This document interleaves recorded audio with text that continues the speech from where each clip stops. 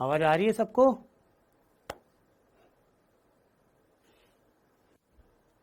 Good evening, good evening. आ रही है ना आवाज? चलिए, हाँ जी। तो लास्ट लेक्चर जो है उसमें आपका आयनिक इक्विलिब्रियम कंप्लीट हो चुका था। मैं बहुत बढ़िया हूं। आप सब कैसे हैं आप बताइए। आई होप सब एंजॉय कर रहे होंगे अपनी स्टडी को, अच्छे से पढ़ रहे होंगे आप सब, है ना? यस यस, बिल्कुल। Good evening, good evening. ठीक है, तो अब हम आ जाते हैं अपने टॉपिक पे। टॉपिक जो हम स्टार्ट करने वाले हैं आज, दैट इज थर्मोडायनेमिक्स, जिसे आप क्या बोलेंगे यहाँ पे, ऊष्मागतिकी। ठीक है ना? अब ऊष्मागतिकी यानी कि थर्मोडायनेमिक्स, बेसिकली आप ये बोल सकते हैं कि एनर्जी से रिलेटेड चैप्टर है। अच्छा, हो सकता है प्रिंसी। हाँ दिव्यांशु, आपने शायद लास्ट लेक्चर नहीं पढ़ा होगा, है ना? पहले मैं बता देता हूं, देखो आपको लास्ट प्रीवियस लेक्चर जो है उसमें अपने विपिन सर पढ़ा रहे थे। कुछ प्रॉब्लम ऐसी हुई, उनको फैमिली इश्यू हुआ जिसकी वजह से उनको यहाँ से शिफ्ट होना पड़ा और इसी वजह से वो आपकी क्लास नहीं ले पाए। ठीक है, तो अब हम क्या कर रहे हैं, हम यहाँ पे जैसे नेक्स्ट मुझे बोला गया है कि मैं अपना जो मुझे एक जिम्मेदारी सौंपी हुई है उस जिम्मेदारी से आपका सिलेबस कंप्लीट करवाऊं, और वो भी उसी पोटेंशियल के साथ में जिस पोटेंशियल से आपने विपिन सर के साथ क्लासेस की हैं। ठीक है, मैं कंप्लीट कर दूंगा इस चैप्टर को आपका, डोंट वरी। और दूसरी बात, हम क्वेश्चन की प्रैक्टिस भी करेंगे यहाँ पे, और साथ के साथ थ्योरी को भी लेकर के चलेंगे कॉन्सेप्चुअली, क्योंकि जब तक आपके कॉन्सेप्ट कंप्लीट नहीं होंगे तब तक आप क्वेश्चंस नहीं कर पाओगे। सबसे बड़ी दिक्कत ये है। तो हमें दोनों चीजों पे बिल्कुल इक्वल फोकस करना होगा और प्रॉपरली इसे पढ़ना होगा। थर्मोडायनेमिक्स एक ऐसा चैप्टर है जो कि हर एग्जाम, मतलब हर बार जो नीट के पॉइंट ऑफ व्यू से हम बात करें, बहुत इंपॉर्टेंट चैप्टर है। 2 से 3 क्वेश्चन आप चेक कर लो, हर साल आए हुए हैं, काफी इंपॉर्टेंट। ठीक है, कविता सर की वाइफ को बेटा कुछ दिक्कत थी, उनकी फैमिली प्रॉब्लम थी, उनको थोड़ा सा शिफ्ट करना पड़ा, है ना? चलो अब टॉपिक पे आ जाए, बातें हमारी होती रहेंगी। ठीक है, मैं बोल दूंगा सैटरडे का पीडीएफ एक बार अपडेट करवा देंगे, है ना? ठीक है, अभी टॉपिक पे आया हूं थर्मोडायनेमिक्स में। अब मैं आपके कमेंट्स नहीं पढ़ूंगा, है ना? अब मैं टॉपिक पढ़ाऊंगा आपको। जहां पे आप टॉपिक में किसी तरह की कोई दिक्कत हो वहां पे मुझे कमेंट करके और पूछ सकते हो, और जो भी बातें रहेंगी एक्स्ट्रा बातें वो हम लास्ट में करेंगे। देखो अभी फिलहाल नेक्स्ट अपने कंटेंट पे ध्यान देते हैं, टॉपिक पे ध्यान देते हैं। ओके प्रिंसी, वो सर अभी थोड़ा सा बोल नहीं सकते बेटा इस चीज के बारे में, कब तक आएंगे? हाँ मैं स्टार्ट करता हूँ। मेरा नाम है कुलदीप गौड़, ठीक है? हाँ महक, मेरा नाम कुलदीप गौड़ है। मैं आपका फिजिकल केमिस्ट्री थर्मोडायनेमिक्स चैप्टर पढ़ाने वाला हूँ आज से। और इस फिजिकल केमिस्ट्री के इस चैप्टर में हम सारी चीजें बिल्कुल कंटिन्यूअसली पढ़ते जाएंगे, देखते जाएंगे किस तरीके से, और क्वेश्चंस करते जाएंगे। अब आ जाओ आप टॉपिक पे। देखो, 2 तरह के प्रक्रम के बारे में आपने सुना होगा, एक होता है भौतिक प्रक्रम और दूसरा होता है अपने पास रासायनिक प्रक्रम। तो भौतिक और रासायनिक प्रक्रमों से संबंधित ऊर्जा जो है, जितने भी फिजिकल प्रोसेस है, मैं कोटा ही हूं बेटा, मैंने बोला ना, आप सारे क्वेश्चन के आंसर दूंगा मैं आपके। पहले पढ़ लेते हैं, न्यू चैप्टर है, न्यू लेक्चर है, फर्स्ट लेक्चर है आज अपना। तो हमें सिर्फ इस चीज को ध्यान देना है कि थर्मोडायनेमिक्स बेसिकली क्या है। थर्मोडायनेमिक्स हम 2 तरह के प्रक्रम पे बात करेंगे, एक होता है रासायनिक प्रक्रम और दूसरा होता है भौतिक प्रक्रम। तो आपको पता होगा कि जब आपको बोला जाए कि रासायनिक प्रक्रम या भौतिक प्रक्रम, तो दोनों में ही ऊर्जा का स्थानांतरण तो जरूरी है ना? तो जैसे ऊर्जा की अगर हम बात करें तो ऊर्जा का स्थानांतरण एक तो होता है निकाय और दूसरा होता है यहाँ पे परिवेश। अगर आपको बोला जाए निकाय और परिवेश दोनों के मध्य ऊर्जा का स्थानांतरण हो रहा है, तो इस दोनों का स्थानांतरण किसकी वजह से होगा? ब्रह्मांड में। मैं पढ़ा दूं अब, आपके अगर क्वेश्चंस की बौछार कम हो गई हो तो बोलो। क्योंकि अब मैं आपके किसी क्वेश्चन का आंसर तब तक नहीं दूंगा जब तक मैं अपनी बात खत्म ना कर चुका हूं, ठीक है ना। कविता, उनकी कुछ दिक्कत थी। हाँ बिल्कुल, नोट्स आपको अच्छे से बनवा दूंगा मैं, अब पढ़ लीजिए प्लीज। अगर आपको बोला जाए कि ऊर्जा जो है, इस ऊर्जा को आप किन दो तरीके से स्थानांतरित कर सकते हैं, तो इसका एक तरीका तो होता है ऊष्मा और दूसरा होता है इसमें कार्य। ऊष्मा और कार्य, ये दो तरीके जिसकी वजह से ऊर्जा का स्थानांतरण निकाय और परिवेश के मध्य हो सकता है। अब क्वेश्चन ये आता है कि सर यहाँ पे आपने बोला दो तरह के प्रक्रम होते हैं, एक तो रासायनिक प्रक्रम और एक भौतिक प्रक्रम, हमें किस पे फोकस करना है? तो बेटा हम पढ़ के आ रहे हैं केमिस्ट्री, केमिस्ट्री यानी कि रासायनिक। अब रासायनिक प्रक्रम पे हमारा मेन फोकस होगा। तो जितने भी केमिकल प्रोसेस हो रहे हैं, जितनी भी केमिकल रिएक्शन हो रही हैं, उनमें एनर्जी का जो ट्रांसमिशन होगा उस पर हम बात करेंगे, यानी कि एक निकाय से दूसरे निकाय। अच्छा, इस चीज को आप ऐसे भी समझ सकते हो, देखो आप निकाय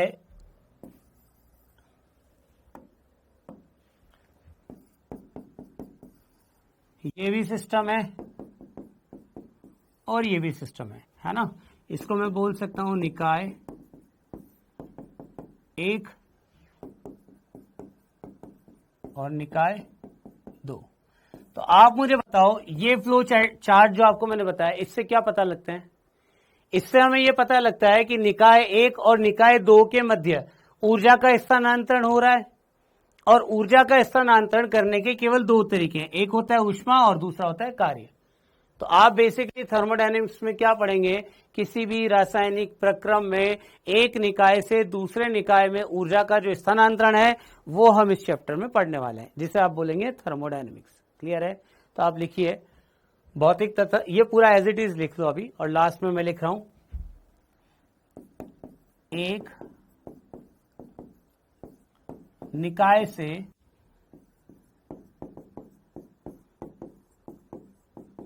दूसरे निकाय में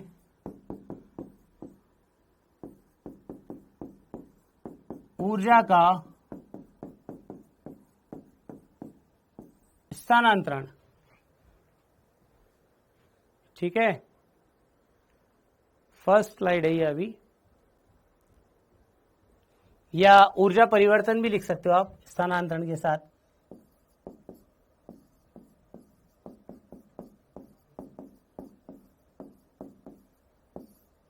ठीक है, ऊर्जा परिवर्तन, तो इसे बोलेंगे हम यहाँ पे थर्मोडायनेमिक्स में हम ये पढ़ेंगे। ठीक है, अभी ये फर्स्ट स्टार्टिंग है, फर्स्ट स्लाइड है, ये ज्यादा नहीं पढ़ाया मैंने, स्टार्ट किया है अभी, केवल अपना इंट्रोडक्शन हुआ था, और उस इंट्रोडक्शन में मैंने पहली चीज आपको बोली है कि किसी एक निकाय से दूसरे निकाय में जो ऊर्जा का स्थानांतरण होगा या ऊर्जा का परिवर्तन।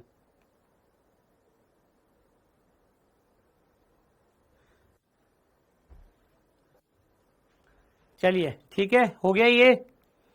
अब हम बात करते हैं नेक्स्ट पे, जैसे इसकी कुछ बेसिक टर्म है उन पे बात करेंगे। पहले बेसिक टर्म, अगर आपसे पूछा जाए कि ब्रह्मांड जो है वो किसके बराबर होगा या किस तरीके से हम ब्रह्मांड को देख सकते हैं, तो आप एक बात ध्यान रखना कि ब्रह्मांड, जिसे आप बोलते हैं यूनिवर्स,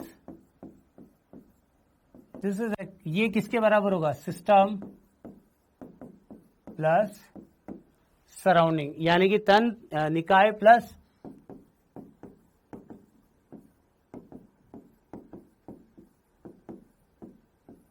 परिवेश। तो ब्रह्मांड जो है वो निकाय तथा परिवेश के मध्य है।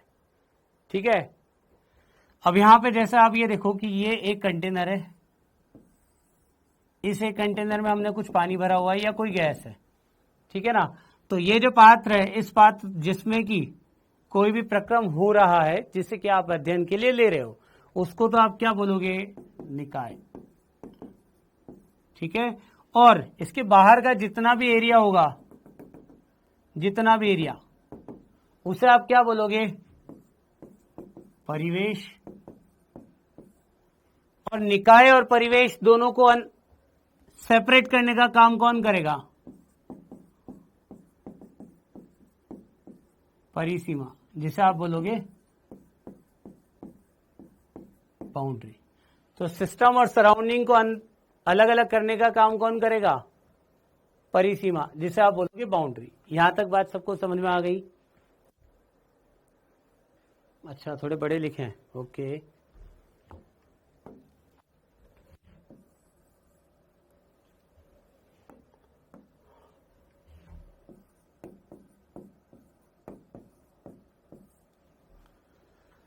ठीक है, परिवेश को आप क्या बोलेंगे?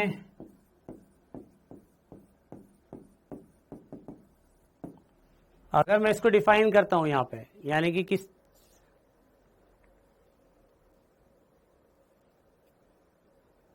हाँ ठीक है, मैं थोड़े बड़े लिखूंगा, आप ध्यान रखेंगे इस बात का। तो निकाय सबसे पहले हम लिखते हैं यहां पे,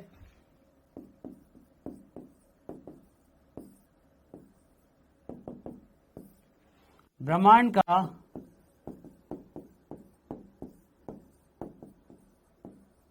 वह भाग, निकाय में लिखो आप, क्या हो गया प्रिंसी?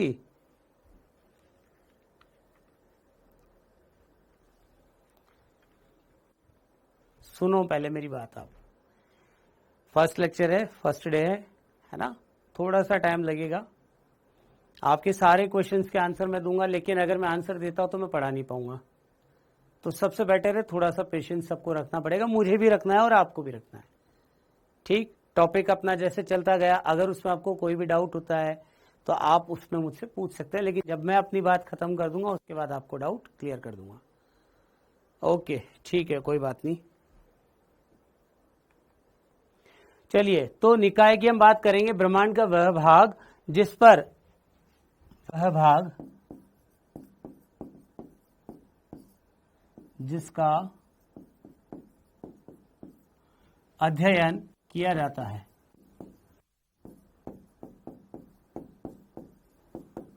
उसे क्या कहेंगे हम? निकाय। ठीक है, लिख लो पहले इसको। दूसरी बात, आपको ये तो पता होगा माइक्रोस्कोपिक क्या होता है और मैक्रोस्कोपिक क्या होता है। माइक्रोस्कोपिक का मतलब क्या होगा? जैसे मैं अगर आपको बोलूं कि एक कण है, एक परमाणु है या एक अणु है, तो अगर आप किसी पात्र की बात कर रहे हो, उस पात्र में एक अणु भी हो सकता है, एक परमाणु भी हो सकता है और एक कण भी हो सकता है। तो जो भी आप यहाँ पे पढ़ेंगे ना थर्मोडायनेमिक्स में, वो कभी किसी एक कण, एक परमाणु या एक अणु की बात नहीं होगी, वो उनके समूह की बात होगी, मतलब ग्रुप ऑफ एटम। तो ग्रुप ऑफ एटम की अगर हम बात करें तो आप ऐसा बोल सकते हो कि निकाय कभी भी एक परमाणु या अणु नहीं हो सकता, क्योंकि ऊष्मागतिकी कभी भी एक अणु, कण या परमाणु की कण, अणु या परमाणु पे लागू नहीं होती। एक तरह से बोल सकते हैं कि मैक्रोस्कोपिक की बात करता है ये, माइक्रोस्कोपिक की बात कभी नहीं करेगा। एक एक एटम की प्रॉपर्टी नहीं बताएगा, ये पूरे सारे के सारे एटम्स जो है ना, उनका बल्क में प्रॉपर्टी बताएगा, जिसको हम क्या बोलते हैं? मैक्रोस्कोपिक। ठीक है, तो आप इस यहां तक लिख चुके होंगे। नेक्स्ट, परिवेश।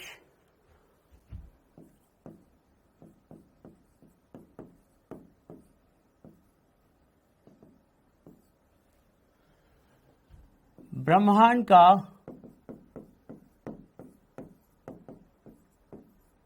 वह शेष भाग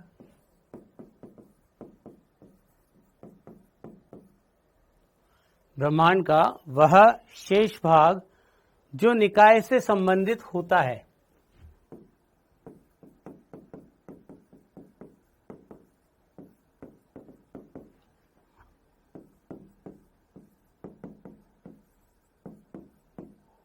जो निकाय से संबंधित होता है।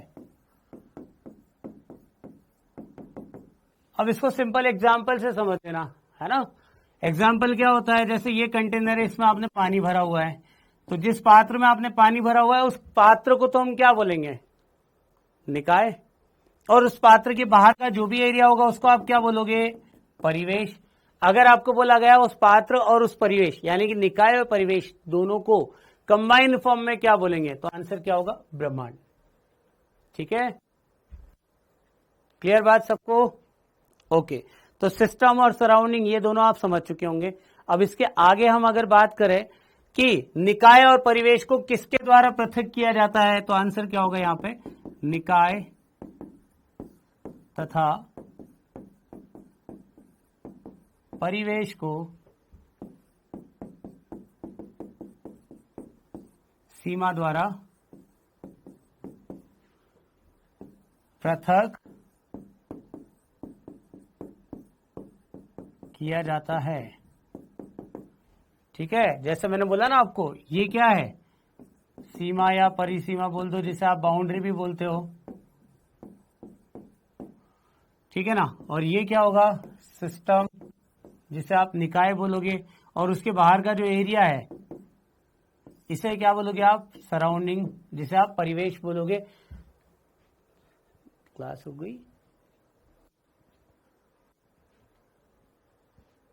हाँ, ये फिजिकल केमिस्ट्री है, नहीं पता था? तो सिस्टम और सराउंडिंग दोनों को मिलकर के हम क्या बोलेंगे, यूनिवर्स, और यूनिवर्स मतलब ब्रह्मांड। बात सबको समझ में आ गई क्या? चलिए, बहुत बढ़िया। तो अब हम बात करते हैं अगला अपना टॉपिक। यहां तक पूरा आप एक बार समझ चुके होंगे, लिख लिया होगा सबने, नोट कर लिया सबने?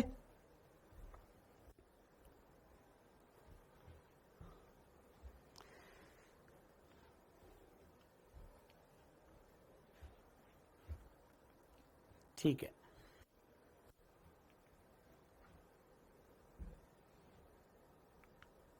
चलिए नेक्स्ट हम बात करते हैं अब निकाय के प्रकार।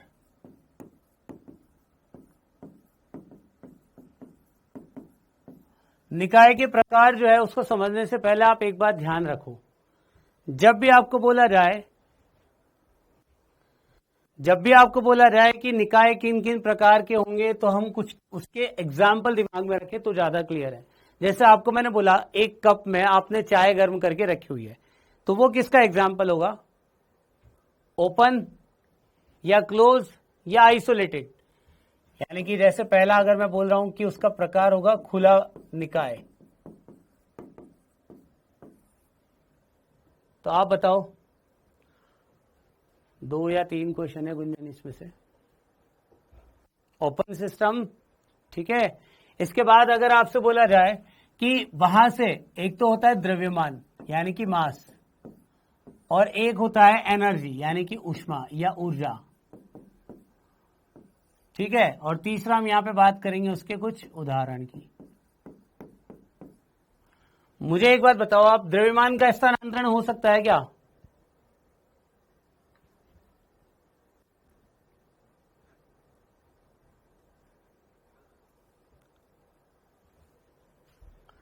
बताओ।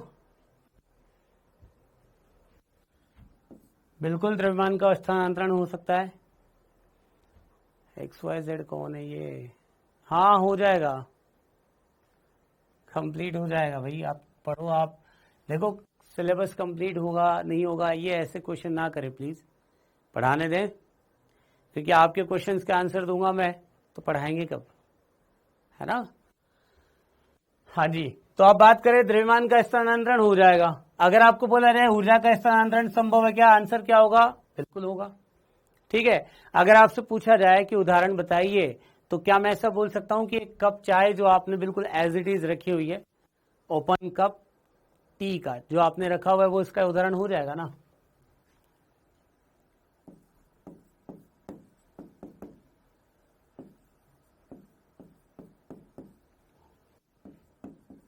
खुले कप में रखी चाय इसका एक एग्जाम्पल हो सकता है, ठीक है। सूफिया, मुझे पता है बेटा, मेरी राइटिंग बहुत गंदी लग रही होगी आपको, है ना? आई नो, ठीक है, करते हैं इसको। दूसरा है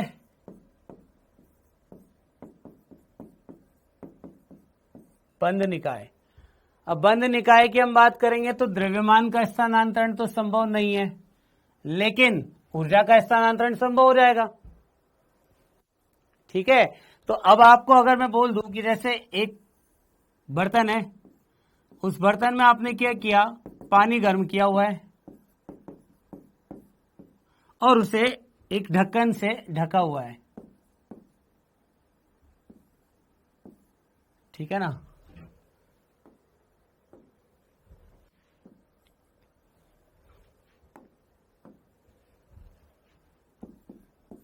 ढक्कन से आपने पानी जो है वो कैसा है, गर्म। मुझे बताओ यहाँ पे द्रव्यमान का स्थानांतरण होगा क्या? नहीं होगा। लेकिन थोड़ी देर बाद आप 2 या 4 घंटे बाद देखो पानी ठंडा हो जाएगा ना। नॉर्मल बाल्टी में रखा हुआ था गर्म पानी, आपने 2-4 घंटे बाद में वो ठंडा हो जाएगा। इसका मतलब क्या हुआ, ऊर्जा का स्थानांतरण। ठीक है, तो ऐसा निकाय क्या कहलाएगा आपका, बंद निकाय। और तीसरा होता है अपने पास में, जैसे आप बोलोगे विलगित निकाय। विलगित निकाय, आइसोलेटेड सिस्टम। अब आइसोलेटेड या विलगित निकाय में क्या होगा बताओ? इसका उदाहरण मैं पहले अगर लिखूं, थर्मस में चाय, बताओ द्रव्यमान का स्थानांतरण होगा क्या? नहीं। ऊर्जा का स्थानांतरण होगा क्या? नहीं। तो ये अपने पास में किसके एग्जाम्पल हैं? हाँ, फिजिकल के टीचर्स की राइटिंग अच्छी नहीं होती, बिल्कुल सही बोले, नोट कर लो इसे आप।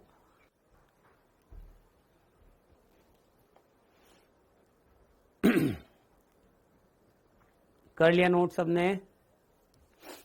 अच्छा पल्लवी, मतलब मेरी बात को सहमत नहीं है ना?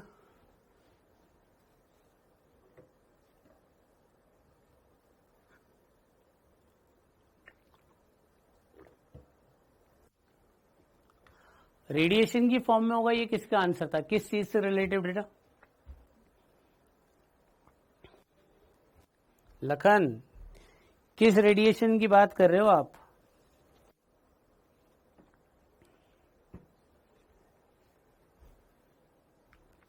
क्यों? एनर्जी।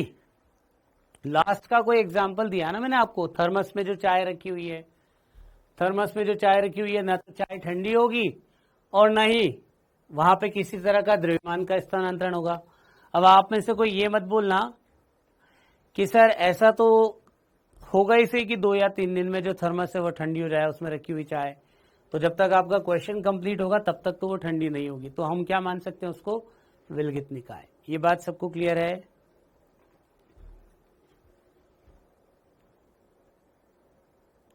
फिजिकल केमिस्ट्री में तो नहीं है।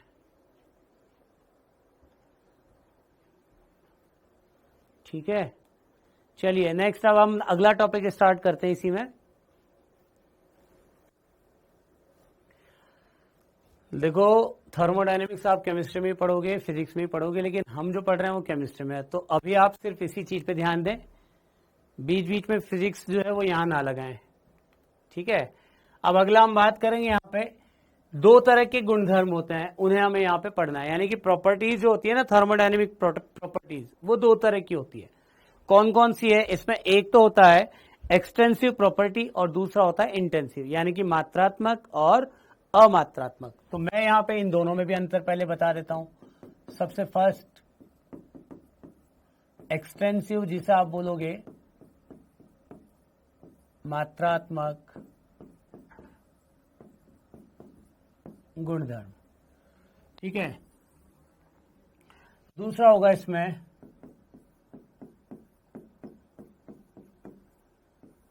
अमात्रात्मक गुणधर्म, जिसे आप इंटेंसिव प्रॉपर्टी भी बोलते हैं। ठीक है, अब इंटेंसिव प्रॉपर्टी और एक्सटेंसिव प्रॉपर्टी क्या होती है, मात्रात्मक, और अमात्रात्मक क्या होते हैं, उन पर हम ध्यान देंगे।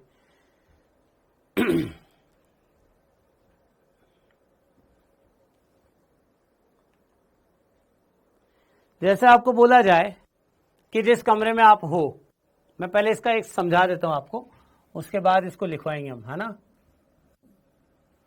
जैसे आपको बोल दिया गया, ये एक बर्तन है,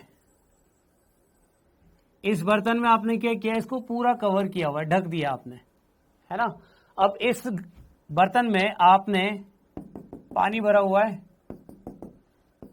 पानी या कोई द्रव था, उस द्रव का 500 ग्राम, और वो 500 ग्राम में जब मोल की बात आई तो टोटल थे वो 10 मोल।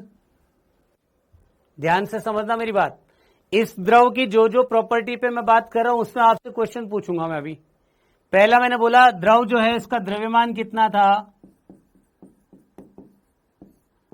500 ग्राम स्टार्टिंग में, मोल कितने थे 10 मोल, टेम्परेचर कितना था इसका 300 केल्विन, दाब यानी कि प्रेशर था कितना 2 atm। ठीक है, अब आप मुझे एक बात बताओ, अगर मैं इसे बिल्कुल बीचों बीच यानी कि निकाय को क्या कर रहा हूं मैं, दो भागों में बांट रहा हूं, बराबर बराबर भागों में, निकाय दो समान भागों में। ठीक है, अब दोनों समान भाग हुए तो आप बताओ मुझे यहां पे कितने मोल, क्या मैं बोल सकता हूं 5 मोल होंगे और यहां पे भी 5 मोल होंगे,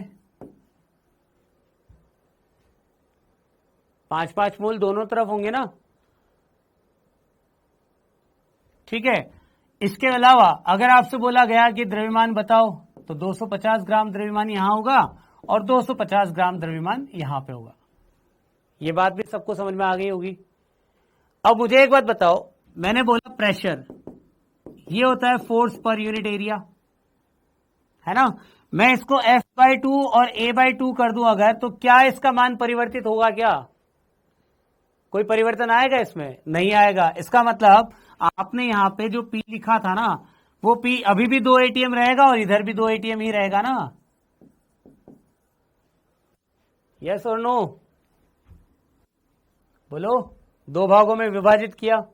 वहीं अगर आपको बोला गया घनत्व, चलो इसका घनत्व भी ले लेते हैं, मान के चलो इसका घनत्व था आपका 0.52 ग्राम पर ml। अब घनत्व क्या होता है वो भी समझ लो, ये डेंसिटी मास अपॉन वॉल्यूम। आपने इसको आधा आधा किया, चलो मान लिया हमने द्रव्यमान भी आधा हो गया और वॉल्यूम भी आधा हो गया। मुझे बताओ घनत्व पे कोई फर्क पड़ेगा क्या? डी क्या होगा 0.52 ग्राम पर ml यानी कि अपरिवर्तित।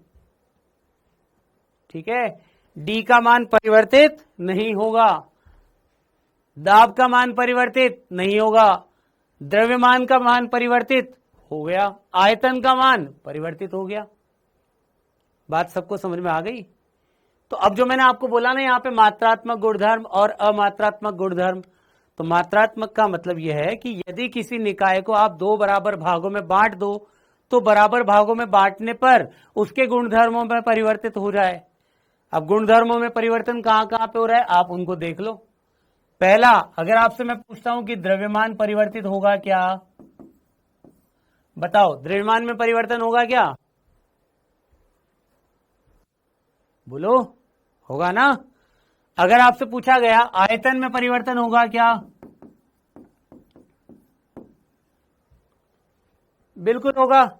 अगर आपसे पूछा गया दाब में परिवर्तन होगा क्या? दाब में परिवर्तन होगा क्या? नहीं, दोनों तरफ 2 atm 2 atm, दाब में परिवर्तन नहीं होगा। देखो आप, ये रहा दाब F/2 A/2 कर दोगे आप, 2 से 2 तो कैंसिल वहीं पे हो गया ना, सेम फॉर्मूला रहा F/A, मतलब अपरिवर्तित। घनत्व में परिवर्तन होगा क्या? घनत्व में कोई परिवर्तन होगा नहीं। टेम्परेचर में परिवर्तन होगा क्या? तापमान नहीं होगा। सबको बात समझ में आ गई? तो अगर आपसे पूछा जाए कि यहां पे द्रव्यमान जो है वो मोलर द्रव्यमान होता, मोलर द्रव्यमान मतलब मैं आपको बोल देता यहां 10 मोल ना होकर के केवल 1 मोल होता, तब भी आप 0.5 मोल में तो परिवर्तित कर ही देते। तो द्रव्यमान का परिवर्तन संभव है, लेकिन मोलर द्रव्यमान को परिवर्तित किया जा सकता है क्या? क्या मोलर द्रव्यमान परिवर्तित होगा? नहीं। तो आप देखो, दाब हुआ, घनत्व हुआ, तापमान हुआ, या फिर मोलर द्रव्यमान ले लो क्योंकि वो केवल 1 मोल का द्रव्यमान है, या फिर मोलर आयतन ले लो जो कि ऑलरेडी 1 मोल का ही आयतन है। मैंने पहले एग्जाम्पल आपको समझाए हैं, ठीक है। तो दाब, घनत्व, तापमान, मोलर द्रव्यमान या मोलर आयतन, ये सब किसके उदाहरण होंगे? अमात्रात्मक गुणधर्म। निकाय को आप 2 या 2 से ज्यादा कितने ही भाग में बांट दो, कभी भी इनके गुणधर्मों में कोई परिवर्तन नहीं होगा। ठीक है, क्लियर है सबको? बोलो, ये एग्जाम्पल सबको समझ में आ चुका क्या?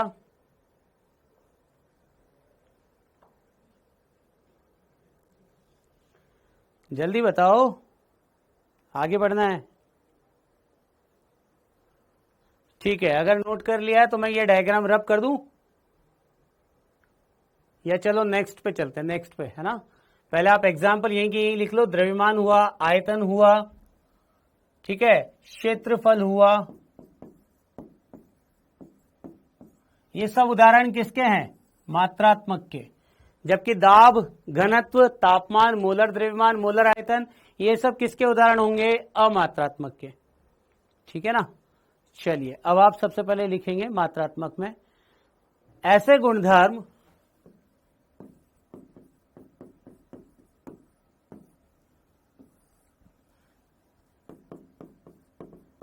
ऐसे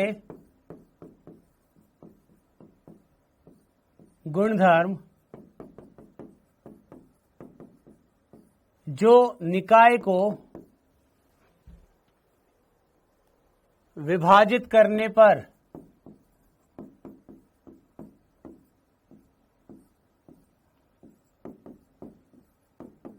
परिवर्तित हो जाते हैं।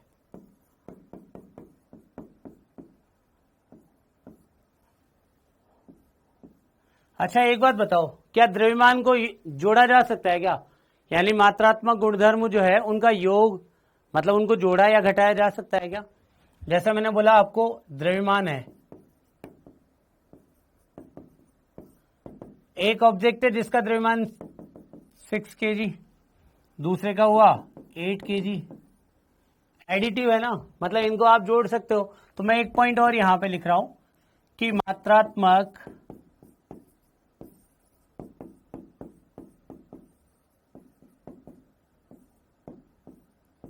गुणधर्मों को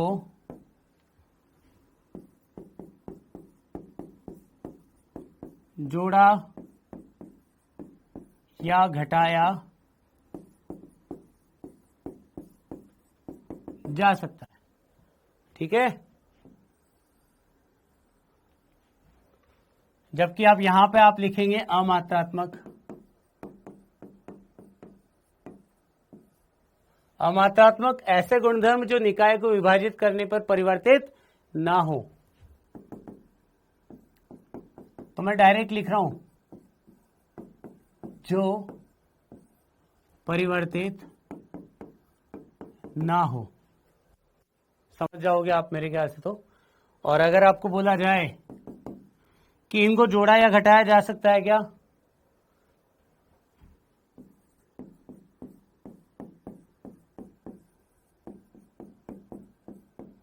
इन गुणधर्मों को जोड़ाया या घटाया नहीं जा सकता। ठीक है,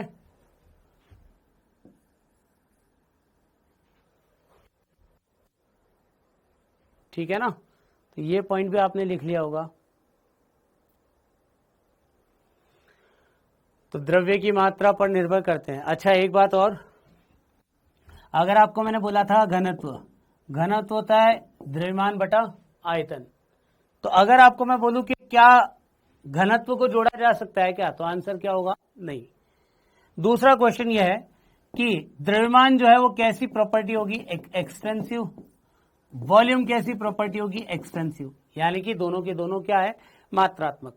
तो दो मात्रात्मक गुणधर्मों को जब आप एक अनुपात के रूप में लिखते हो, यानी कि मात्रात्मक बटा मात्रात्मक, तो ये किसके बराबर होगा?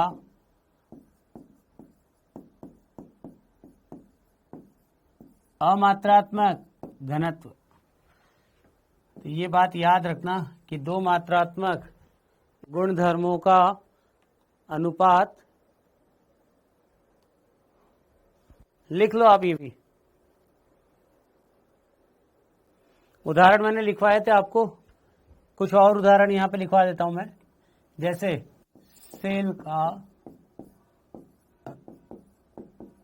ईएमएफ, एक उदाहरण सेल का ईएमएफ भी हो सकता है ना, विद्युत वाहक बल जिसे आप बोल सकते हो। कौन सा रंजीत? ये वाला पॉइंट। डेंसिटी क्या होती है? देखो डेंसिटी क्या होती है? Mass upon volume. मास की बात करूं मैं तो मास क्या होगा?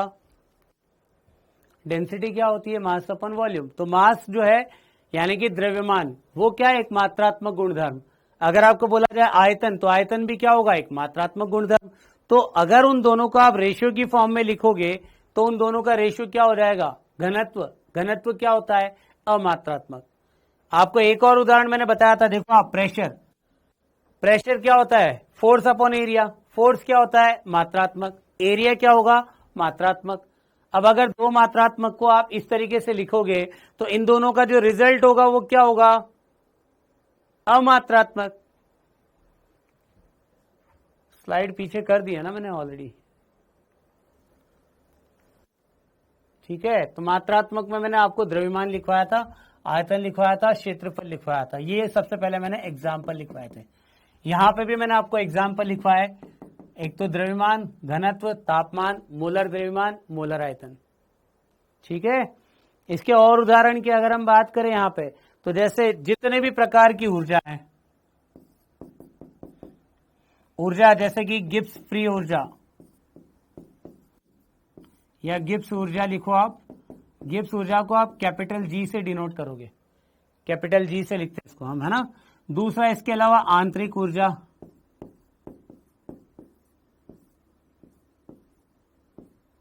आंतरिक ऊर्जा, इंटरनल एनर्जी, ठीक है। तो ये भी क्या होगा? अच्छा, पीएच किसका होता है? पीएच हुआ, ये पीएच भी किसका आंसर होगा? अमात्रात्मक का। पीएच का मान जो होगा वो भी अमात्रात्मक। हाँ बिल्कुल, मोल तो मात्रात्मक ही होता है, लेकिन मोलर द्रव्यमान, मोलर आयतन, ये सब क्या होंगे? इसमें एंट्रोपी भी लिख सकते हो आप चाहो तो, एस।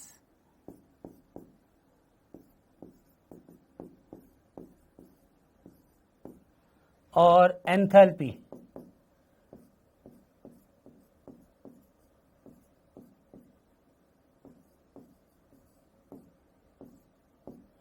ठीक है। तो ये आपका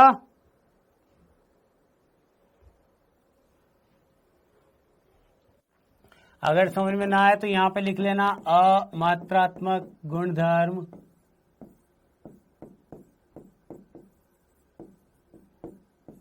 बराबर मात्रात्मक बटा मात्रात्मक। ये फॉर्मूला बन जाएगा एक तरह से, ठीक है। अब इसके बाद हम थर्मोडायनेमिक फंक्शंस की बात करेंगे, यानी कि फलन। नेक्स्ट, अगले में लिखो आप, दो तरह के फलन हम यहां पे पढ़ने वाले हैं। एक तो होता है इसमें अवस्था फलन,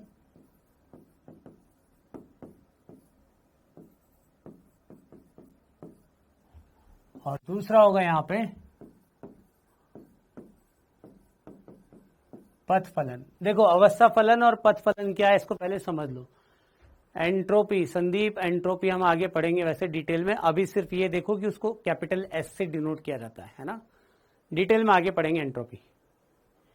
क्विज आ जाएगा लक्ष्मी में, आज बोल दूंगा उनको, है ना, ठीक है। अब यहां पे देखो आप, अवस्था फलन और पथ फलन। अवस्था फलन क्या होता है? जैसे आपको बोला जाए आप अपने घर पे बिल्कुल नीचे बेसमेंट पे हो या ग्राउंड फ्लोर पे हो, अब आपको जाना है दूसरे फ्लोर तक, तो ग्राउंड फ्लोर से सेकंड फ्लोर तक जाने के दो तरीके हैं। एक तरीका तो यह है कि आप सीढ़ियों से चल करके जाएं, दूसरा तरीका क्या है? आप लिफ्ट से जाएं। निकालने वाले एक और तरीका निकाल सकते हैं कि सर हम पाइप के सहारे ऊपर जाएंगे। तो तरीके तो कई हो सकते हैं, लेकिन हमें किस चीज से मतलब है? हमें इस चीज से मतलब है कि आपका इनिशियल पॉइंट यानी कि प्रारंभिक और अंतिम, आपका प्रारंभिक बिंदु और अंतिम बिंदु क्या था, ठीक है। तो ये पॉइंट आपको ध्यान रखना है यहां पे, गॉट इट। तो ऐसे फलन जो निकाय की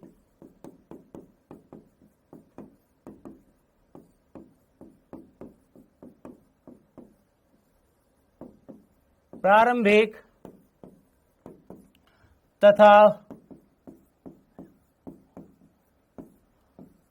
अंतिम अवस्था पर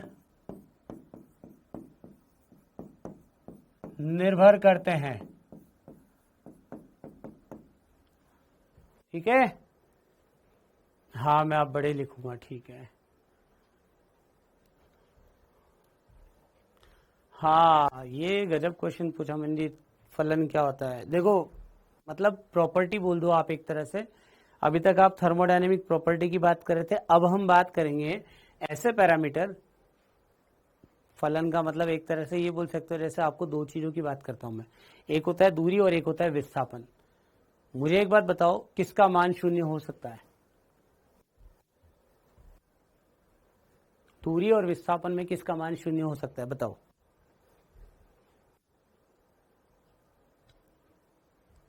विस्थापन का मान हो सकता है ना जीरो। अगर मैं यहां पे हूं, जैसे ये मेरा इनिशियल पॉइंट है और मैं कुछ देर बाद में यहां पे पहुंचा, यहां आने के बाद मैं वापस मैं इसी पॉइंट पे आ गया, तो मेरा प्रारंभिक बिंदु और अंतिम बिंदु सेम है, तो उसे आप क्या बोलोगे? विस्थापन। तो विस्थापन यानी कि डिस्प्लेसमेंट की वैल्यू जीरो पॉसिबल है, तो वो विस्थापन अपने आप में क्या हुआ? एक फलन हुआ। किसका फलन? दूरी।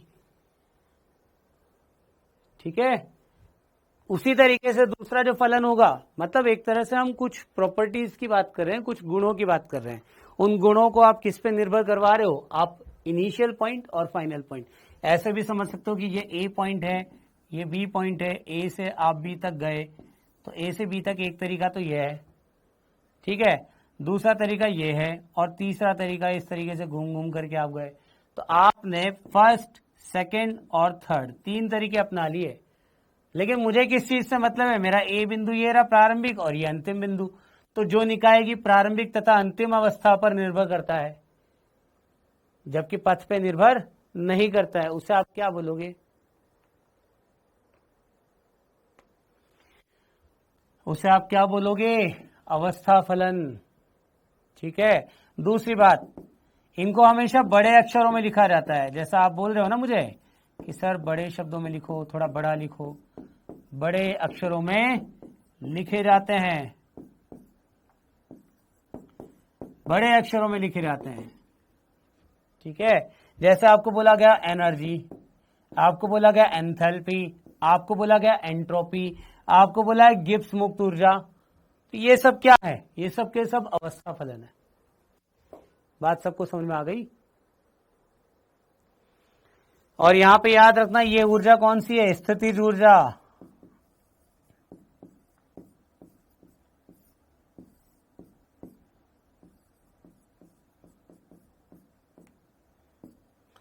ठीक है ना? चलिए अब पथ फलन की बात करते हैं हम। ठीक है, उसका भी एक उदाहरण देखो। आपको बोला गया अवस्था फलन को विस्थापन, हाँ बिल्कुल, मैंने तभी तो दो उदाहरण लिए, ऐसे उदाहरण लिए हैं जो आप शुरुआत से पढ़ते आए हो। दूरी और विस्थापन। दूरी का मान कभी अगर आपका इनिशियल और फाइनल पॉइंट सेम हुआ तो जीरो होगा क्या? आप घर से चले, घर से स्कूल गए, स्कूल से वापस घर पे आए, क्या दूरी जीरो होगी क्या? गाड़ी के मीटर में कभी जीरो आएगा? नहीं आएगा। तो दूरी का मान कभी जीरो नहीं हो सकता। विस्थापन की बात करो तो विस्थापन तो शून्य हो जाएगा। आपका अंतिम बिंदु और प्रारंभिक बिंदु सेम है। क्लियर है? तो आप ये बोल सकते हो कि विस्थापन एक तरह से उदाहरण हो गया अवस्था फलन का, जबकि दूरी किसका उदाहरण हुआ? आपका पथ फलन का। लेकिन मैंने आपको शुरुआत में क्या बोला? हम पढ़ क्या रहे हैं? केमिस्ट्री। केमिस्ट्री में हम फिजिकल प्रोसेस की बात नहीं करेंगे, किसकी बात करेंगे? रासायनिक प्रक्रम। इसीलिए दूरी और विस्थापन यहाँ पे नहीं है, लेकिन आपको समझ में वो जल्दी आता है, इसीलिए बता दिया आपको। अब फिर क्वेश्चन आता है कि सर पथ फलन क्या होगा? तो पथ फलन का उदाहरण सुनो आप।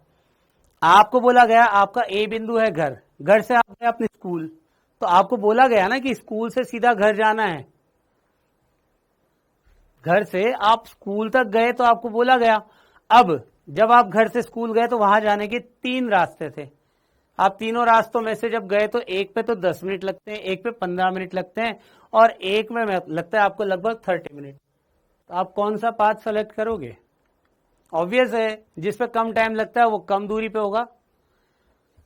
तो आपने वहां पे दो चीजें देखी, एक तो वो पाथ, उस पाथ को भी आप समझ रहे हो, और साथ के साथ आपके अंतिम बिंदु और प्रारंभिक बिंदु को भी आप देख रहे हो। तो मैं पथ फलन को जब डिफाइन करूंगा तो क्या बोलूंगा यहां पे? प्रारंभिक तथा अंतिम अवस्था के साथ साथ उस पथ पर भी निर्भर करता है। यहां लिखेंगे हम प्रारंभिक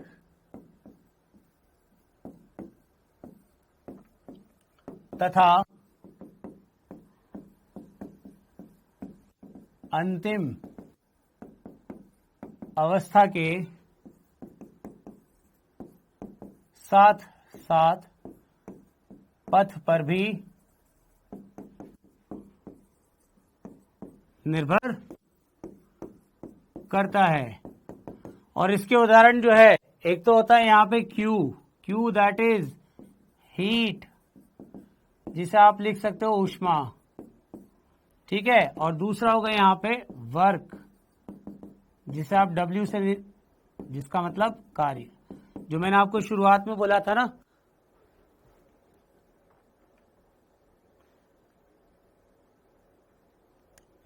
ठीक है, यहां तक सबको क्लियर है ये बात?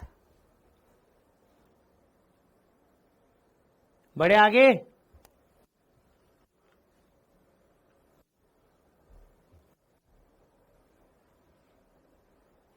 ठीक है,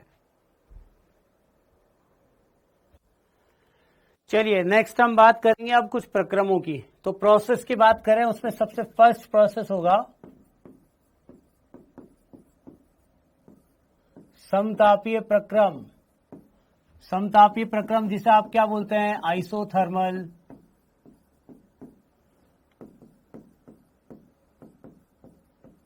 अब एक बात बताओ, जैसे आपसे अगर पूछा जाए कि किसी भी प्रक्रम को परिवर्तित करने के लिए कौन कौन सी ऐसी क्वांटिटी, कौन कौन सी प्रॉपर्टीज है, तो आप आंसर क्या दोगे वहां पे? पीवी इक्वल टू एनआरटी पढ़ा है ना सबने? प्रेशर भी सुना होगा, वॉल्यूम भी सुना होगा, एन नंबर ऑफ मोल यानी कि मोलों की संख्या, और चौथा पैरामीटर क्या होता है यहाँ पे? टेम्परेचर। तो जितने भी प्रक्रम हम यहाँ पे पढ़ने वाले हैं ना, इन प्रक्रमों में हमें इन सब चीजों पे फोकस करना होगा। जैसे मैंने अगर आपको बोला कि यहाँ पे किसी एक पर्टिकुलर गैस के लिए, मतलब एन फिक्स हो गया, उस फिक्स गैस के लिए आपने क्या किया? टेम्परेचर को भी फिक्स कर दिया। तो आप मुझे बताओ सतत कौन कौन है यहाँ पे, जिनका मान सतत हो, यानी कि अपरिवर्तित मान हो, वो कौन कौन है? कौन कौन अपरिवर्तित मान किन किन के हुए? यस, आइडियल गैस इक्वेशन, बिल्कुल। लेकिन मुझे बताओ आप, समतापीय प्रक्रम में एन और टी ये दोनों क्या होंगे? कांस्टेंट, यानी कि इनके मान क्या होंगे? सतत। तो उस केस में P inversely proportional to V होगा ना, या फिर आप ऐसा बोल सकते हो इसको, V inversely proportional to P, बोल सकते हैं हम? बोलो। तो ऐसे प्रक्रम जिसमें कि निकाय का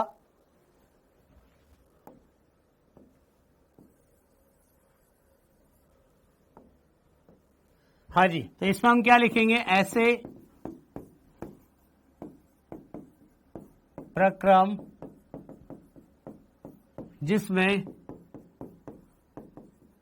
निकाय का ताप स्थिर होता है। ठीक है, अब निकाय का ताप स्थिर होगा अगर, तो इसका मतलब क्या होगा? समतापीय प्रक्रम कहलाएगा ये। बोलो।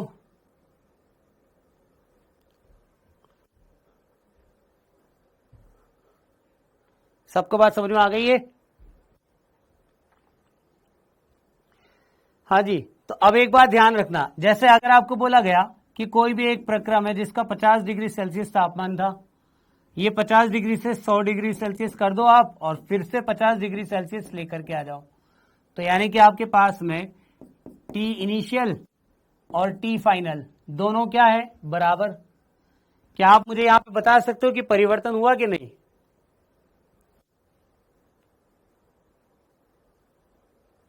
बोलो, जब आपको बोला गया T कांस्टेंट है,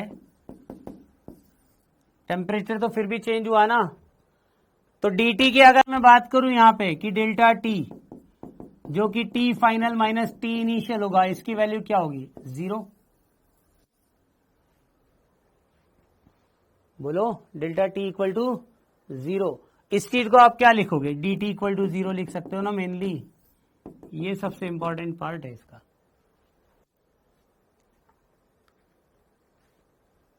रमाकांत,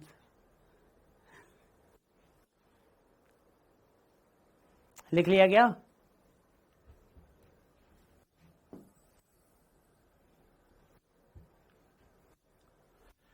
हो गया समतापी प्रक्रम। दूसरा, अब इसके बाद बात करते हैं हम समदाबी।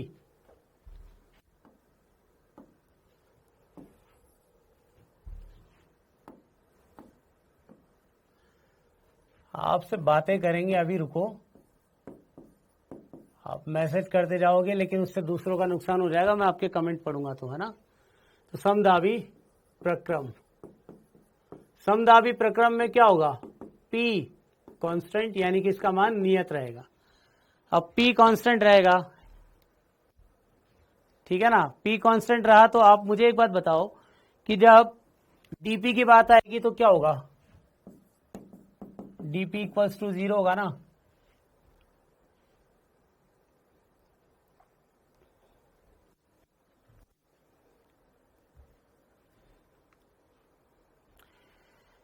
कुछ ऐसे हैं जो बोल रहे हैं सर समझ में नहीं आ रहा। क्या समझ में नहीं आ रहा? नहीं आ रहा है समझ में, वो पॉइंट बोल दो आप, मैं उस रिपीट कर दूंगा। अच्छा, इंग्लिश में नहीं है, P का मान नियत होगा, बिल्कुल P का मान नियत होगा, ये लो हिंदी में लिखेंगे साहब, बस ध्यान रखूंगा मैं इस बात का। P का मान क्या होगा? यहाँ पे नियत रहेगा, और P का मान अगर नियत रहेगा तो उस प्रक्रम को हम क्या बोलेंगे? समदाबी प्रक्रम, ठीक है। अब इसके बाद हम तीसरा प्रक्रम देखेंगे यहाँ पे, इसे बोलेंगे सम आयतनी, सम आयतनी प्रक्रम। यानी कि आप देखो यहाँ पे डेल्टा V इक्वल टू क्या होगा? 0, यानी कि वॉल्यूम आपका कांस्टेंट रहेगा। तो आप देखो, अगर आपको बोला जाए कि dV की बात करें तो dV इक्वल टू 0 होगा ना, ये होगा सम आयतनी प्रक्रम।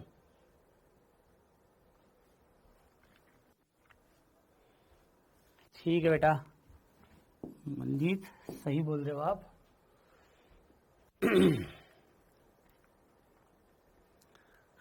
इंग्लिश में क्या बोलते हैं? किसको इंग्लिश में क्या? इंग्लिश भी यूज कर लूं, ठीक है। इसको बोलेंगे आइसोकॉरिक, और इसको बोलेंगे आइसोबैरिक।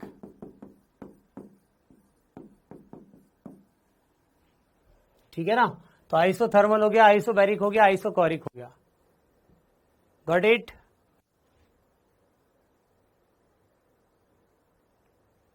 ठीक है यहां तक। चलिए, इसके बाद अगला प्रक्रम होगा हमारा रुद्धोष्म प्रक्रम।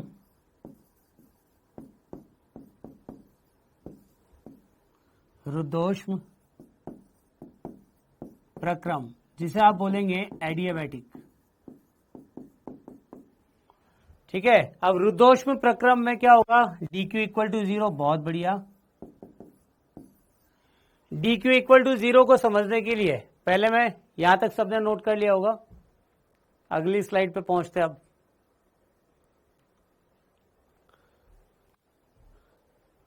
साइक्लिक प्रोसेस में बताऊंगा मैं ग्राफ। ये जितने भी चीजें मैं बता रहा हूं ना, ये सब आप लास्ट में देखना साइक्लिक प्रोसेस में, ठीक है। चलिए, जो अपनी बात थी यहाँ पे रुद्धोष्म प्रक्रम, रुद्धोष्म में मैंने आपको क्या बोला था? एडियाबैटिक। तो एडियाबैटिक में dq इक्वल टू 0 होता है। अब आप देखो, ये एक प्रक्रम था, ठीक है। इसमें आपने क्या किया? कोई भी, मान लो हमने क्या किया? पानी ले लिया। अब पानी जो है वो कैसा था? गर्म पानी होगा, उसकी कुछ ना कुछ हीट रहेगी ना। अगर आप यहां पे इसे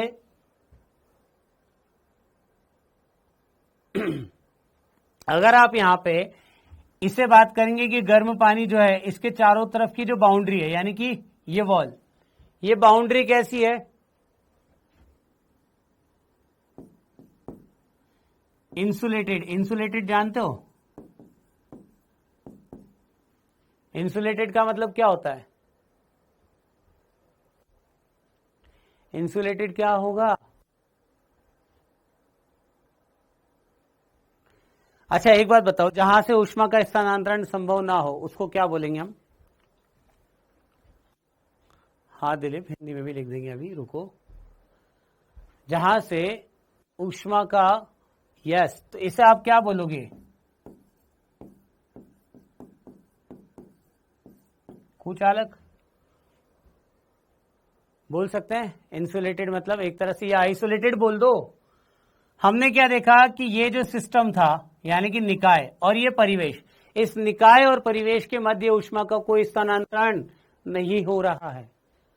तो अगर ऐसी सिचुएशन होगी, जैसे घर में देखते हैं हम गर्म खाना, अब गर्म खाना जिस कंटेनर में रखते हो आप, उस कंटेनर में जैसे मान लो चपाती आपने रखी हुई है, आप उसको 1 घंटे बाद या आधे घंटे बाद अगर हटाओगे तो उसमें से भाप बाहर निकलेगी, लेकिन जब तक वो कवर रहेगा तब तक क्या उसमें ऊष्मा का स्थानांतरण होगा क्या? जब तक आप उसे ढके हुए हो तब तक ऊष्मा रोधी। बहुत बढ़िया वर्ड, ऊष्मा रोधी। अब तो समझ में आ गया होगा। तो इसकी जो दीवार है वो कैसी है? ऊष्मा रोधी है। तो यानी कि अंदर की ऊष्मा और बाहर की ऊष्मा का स्थानांतरण संभव नहीं है। तो ऐसा प्रक्रम क्या कहलाएगा आपका? रुद्धोष्म प्रक्रम। रुद्धोष्म प्रक्रम, ठीक है। सबको क्लियर हो गया क्या ये? तो मैं ऐसा लिख सकता हूं ना यहां पे, dq इक्वल टू 0, यानी कि ऊष्मा का स्थानांतरण संभव नहीं होगा। इसके बाद हम बात करेंगे पांचवा हमारा चक्रीय प्रक्रम। चक्रीय प्रक्रम जिसे आप बोलोगे साइक्लिक प्रोसेस।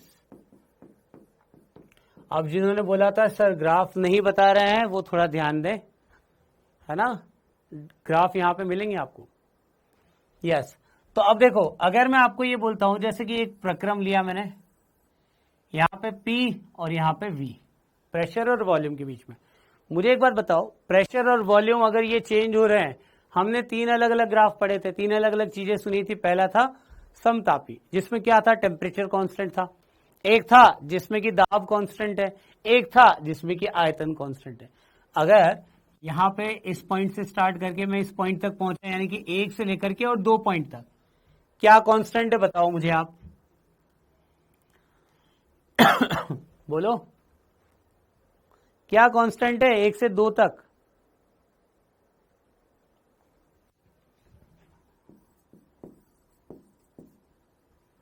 प्रथम जो प्रक्रम है, यह है प्रथम प्रक्रम।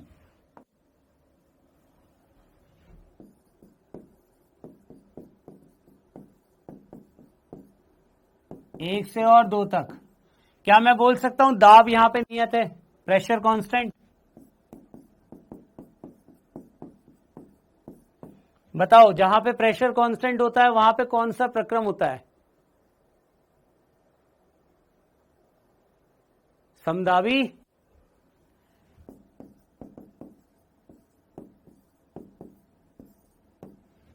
बोलिए, समदाबी। ये हो गया अपने पास समदाबी। अगर मैं 2 से और 3 तक बढ़ता हूं, यहां पे ये 3 है, तो अब द्वितीय प्रक्रम हुआ, यानी कि ये तो फर्स्ट प्रोसेस था, ये सेकंड प्रोसेस। तो सेकंड जो है इसमें क्या हुआ? 2 से और 3 तक आप पहुंचे, क्या कांस्टेंट है बताओ? अब ये V कांस्टेंट हुआ ना, बोलो, V का मान नियत हो गया।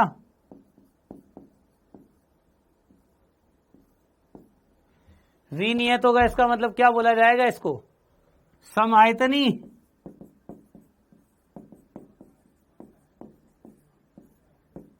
यानी कि आइसोकोरिक। और तीसरा जो पॉइंट है इसमें क्या हो रहा है देखो, ये है। अब बताओ तीसरा को क्या बोलेंगे? तीसरे में क्या होता जा रहा है, वॉल्यूम कम हो रहा है और प्रेशर की वैल्यू बढ़ती जा रही है। तो प्रेशर और वॉल्यूम वाला ग्राफ कौन सा था, रुद्धोष में नहीं होगा रमाकांत है, रुद्धोष में नहीं, प्रेशर और वॉल्यूम वाला ग्राफ बताओ कौन सा था, बोला था मैंने आपको कि जहां पे P inversely proportional to V हो। आइसोथर्मल, यस, समतापी, समझ में आ गया सबको, क्लियर है सबको, इसे समतापी बोलेंगे। तो चक्रीय प्रक्रम में अगर आप 1 से 2 गए, 2 से 3 गए और 3 से वापस 1 पे आ गए, तो 3 अलग अलग प्रक्रम हुए ना ये। अब इन तीनों प्रक्रमों को अगर मैं इन सब का योग करता हूं तो सभी प्रक्रमों का योग हमेशा क्या होगा, 0। समझ में आ रही है बात। जैसे कि आपको मैंने बोला यहां पे मैं प्रेशर की बात कर रहा हूं, तो प्रेशर को आप अगर देखोगे ना, तो प्रेशर फर्स्ट इनिशियल यानी कि प्रारंभिक और अंतिम दोनों का मान समान, तो डेल्टा पी क्या हो गया, 0। बोलो सबको क्लियर है ये बात। चलो यहां तक नोट करो पहले, फिर इसको डिफाइन करेंगे ना हम, तो यहां तक पहले पूरा लिख लो आप।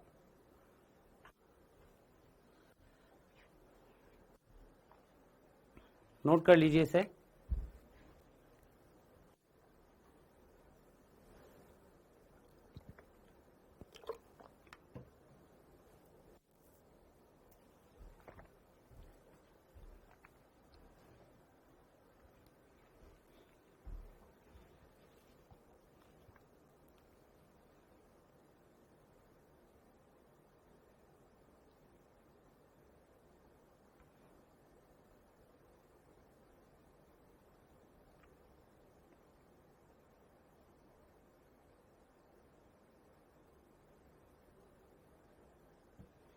ठीक है, ओके।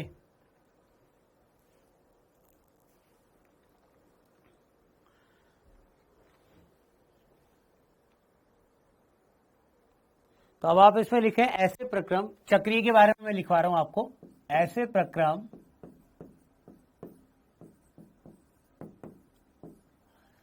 प्रक्रम जिसमें निकाय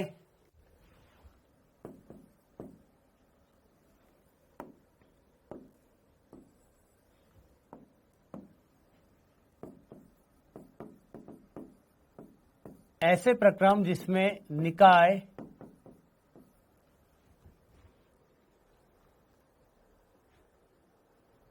इसमें क्वेश्चन कैसे आएंगे रमाकांत, ये आपके सिलेबस में नहीं है ना अभी, ठीक है।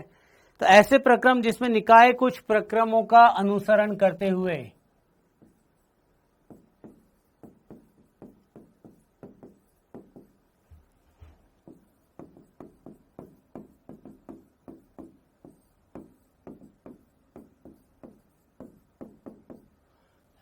पुनः अपने प्रारंभिक अवस्था पर आ जाता है।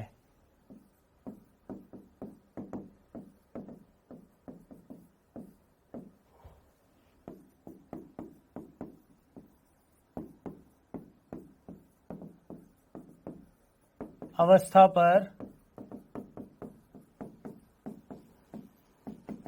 आ जाता है। ये एक पॉइंट तो लिखो आप चक्रीय प्रक्रम में। लक्ष्मी जो ग्राफ उसने पूछा ना, मैं उसकी बात कर रहा हूं, रुद्धोष्म का ग्राफ, वो नहीं पढ़ा रहा हूं मैं आपको, ठीक है। एक पॉइंट और लिख लेना, चक्रीय प्रक्रम में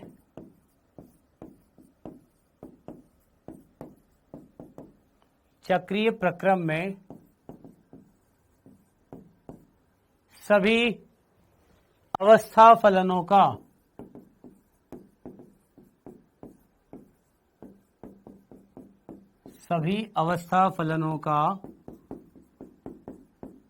योग 0 होता है। सभी अवस्था फलनों का योग या एक काम करो आप, तो योग से अच्छा वर्ड है यहाँ पे कुल परिवर्तन।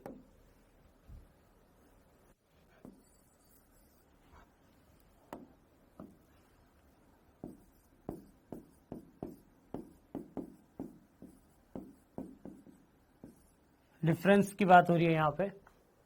जैसे कि अगर आपको बोला गया है यहाँ पे डेल्टा, तो डेल्टा एस 0 हो गया। अगर आपको बोला गया डेल्टा ई, ये भी 0 हो जाएगा, क्योंकि इनिशियल प्रारंभिक और अंतिम बिंदु क्या होगा, सेम होगा ना। इसी तरीके से डेल्टा जी का मान भी क्या होगा, 0, क्योंकि G1 और G2 का मान एक पॉइंट पे सेम है। नोट कर लो इसको फटाफट, ये चक्रीय प्रक्रम आपका कंप्लीट है। यहां तक लिख लिया।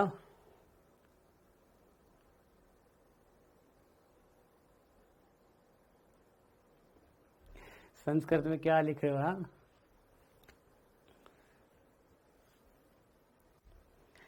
संस्कृत आती नहीं है बेटा मुझे, ठीक है ना। चलिए अब हम बात करते हैं दो तरह के प्रोसेस, एक होता है रिवर्सिबल और एक होता है रिवर्सिबल। इंग्लिश भी नहीं आती होगी ना।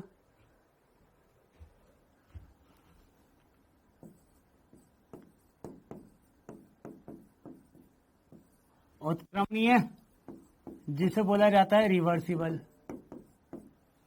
ठीक है, और दूसरा होता है यहां पे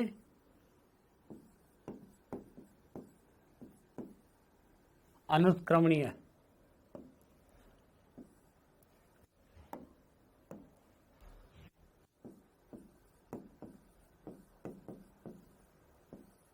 जिसे बोलेंगे इरिवर्सिबल, ठीक है। यस, हाँ जी। तो रिवर्सिबल और इरिवर्सिबल को पहले समझ लीजिए आप, उसके बाद में इसको लिखना स्टार्ट करेंगे, है ना। पहले जैसे आपको बोला गया, ये एक पात्र है ना। हाँ, इसे डॉक्टर्स की लैंग्वेज बोलते हैं। पहले आप एग्जांपल समझो। मान लो मैंने बोला इसमें गैस भरी हुई है, ठीक है ना, और इस गैस के ऊपर आपने एक पिस्टन को फिक्स किया हुआ है।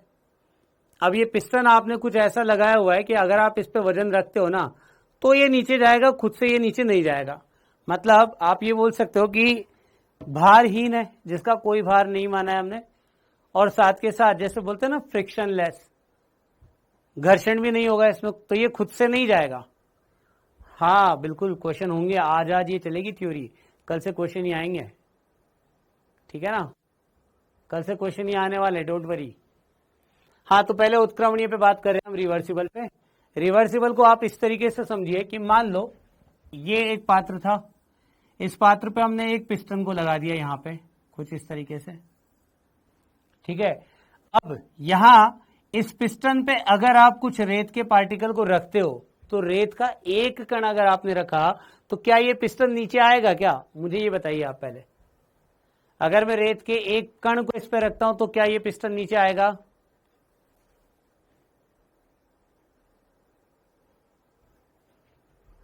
बोलो। नो बेटा, अगर मैं आपको ये बोलता 1 किलो रेत है, 1 किलो रेत है, अब उसके एक एक कण को आप नीचे रखते जाओ इस पिस्टन पे, तब क्या ये नीचे आएगा? पूरा 1 किलो रेत अगर आपने रख दिया तो आएगा, है ना। लेकिन जब हमने एक कण को रखा, जब आपने एक कण को रखा ना इस पे, उस एक कण को रखने की वजह से वो जितना नीचे आया हम उसे ऑब्जर्व नहीं कर पाए। यानी कि आप ये देखो कि आपने क्या किया, जैसे ही इसको पार्टिकल को रखा, इसे बोलोगे आप वाहक बल। क्या बोलोगे इसे आप? वाहक बल। और जब ये पिस्टन नीचे की तरफ आएगा, तो देखो यहां पे क्या है? गैस। गैस की वजह से पी आंतरिक होगा ना,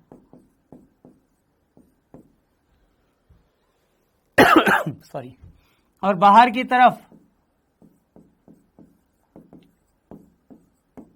बाह्य दाब, जो किसकी वजह से होगा? ये गैस के पार्टिकल की वजह से। तो जैसे जैसे आप गैस के पार्टिकल इस पर रखते जाओगे, वैसे वैसे पिस्टन क्या होगा? नीचे चला जाएगा। अब ध्यान से सुनना, एक स्टूडेंट आप में से कोई भी मैंने सेलेक्ट किया, ठीक है। उस स्टूडेंट को मैंने एक टास्क दिया कि बेटा तुम्हें क्या करना है, ये जो 1 किलो रेत यहां पे रखी हुई है ना, इस रेत के पार्टिकल को एक एक करके आप इस पे रखते जाओ, एक एक रेत के पार्टिकल को आप इस पे रखते जाओ। जैसे ही पहला पार्टिकल रखा, शुरुआत में तो इंटरेस्ट आया, ठीक है, लेकिन थोड़ी देर बाद लगभग आधे घंटे तक या 1 आवर तक आप पार्टिकल रखते गए, पिस्टन नीचे आता गया। लेकिन कुछ देर बाद आपको लगेगा कि ये टास्क नहीं था, ये तो एक पनिशमेंट था। यस और नो, बताओ, सही बोल रहा हूं ना मैं? आपको लगेगा ये टास्क नहीं, ये क्या है, ये एक पनिशमेंट। इसका मतलब ये है कि एक बहुत स्लो प्रोसेस है। पहली चीज तो बहुत धीमा प्रक्रम है ये। इस पूरे प्रक्रम को कंप्लीट करने में अनंत समय लग जाएगा और अनंत पद लगेंगे। ये बात भी सबको समझ में आ गई होगी।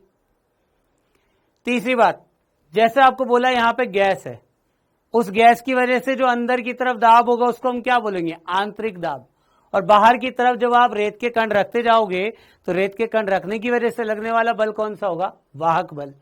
तो अगर आपको मैं बोलूं कि वाहक बल और आंतरिक बल यानी कि विरोधी बल दोनों बराबर हो गए, तो जब दोनों बराबर होंगे तब साम्यावस्था आएगी या नहीं? जिस पॉइंट पे वाहक बल और विरोधी बल दोनों इक्वल हो गए तब हम क्या बोलेंगे, इसे साम्यावस्था। तो आप मुझे बोलो, जैसे पहला रेत का कण रखा, फिर से वाहक बल और विरोधी बल एक्टिव हो गए, फिर दूसरा पार्टिकल रखोगे, फिर से वाहक बल और विरोधी बल एक्टिव हो गए। इसका मतलब हर एक पॉइंट पे साम्यावस्था आती जाएगी, हाँ या ना? यही होगा कि हर एक पॉइंट पे वाहक बल और विरोधी बल एक दूसरे के बराबर होते जाएंगे। वहीं दूसरी तरफ देखो आप, इरिवर्सिबल प्रोसेस पूरा सेम था सेटअप, लेकिन अब क्या किया हमने, दूसरा है एक स्टूडेंट कि सर ये फालतू काम मुझे नहीं करना, मुझे कुछ अच्छा काम दो। ठीक है, अच्छा काम क्या था, वो खुद से 1 किलो रेत का पूरा एक पैकेट लेके आया। ठीक है, पैकेट लाया, बोले सर पिस्टन पे ही तो रखना है। ठीक है, पैकेट को यहां रखो आप। जैसे पैकेट को रखोगे, पैकेट रखने से पहले यहां पे क्या था, साम्यावस्था। साम्यावस्था थी ना, पैकेट रखने से पहले क्या थी, साम्यावस्था। जैसे पैकेट को रखा क्या होगा, पिस्टन तुरंत यहां पे आ गया अचानक। ठीक है, सडनली वो पिस्टन नीचे आया, तो अब जब साम्यावस्था यहां पे थी, वो साम्यावस्था रहेगी क्या या डिस्टर्ब होगी, पहले ये बताओ, बोलो, साम्यावस्था रहेगी या डिस्टर्ब हो जाएगी? डिस्टर्ब होगी। लेकिन जब यहां पे पिस्टन रख दिया उसके बाद फिर से साम्यावस्था आएगी ना, बोलिए। प्रेशर बढ़ जाएगा तो वॉल्यूम कम होगा, यानी कि आयतन कम हुआ। जैसे ही वो एक पॉइंट पे आकर के रुका, उसके बाद फिर से साम्यावस्था आ जाएगी, यानी कि यहां पे साम्यावस्था जो है वो पहली, प्रारंभिक और अंतिम अवस्था पे थी। ठीक है, और यहां पे क्या थे कि प्रारंभिक और अंतिम हर एक बिंदु पे आपको साम्यावस्था मिलेगी। बात समझ में आ गई आपको? बोलिए। चलिए अब इसको लिखते हैं हम, है ना।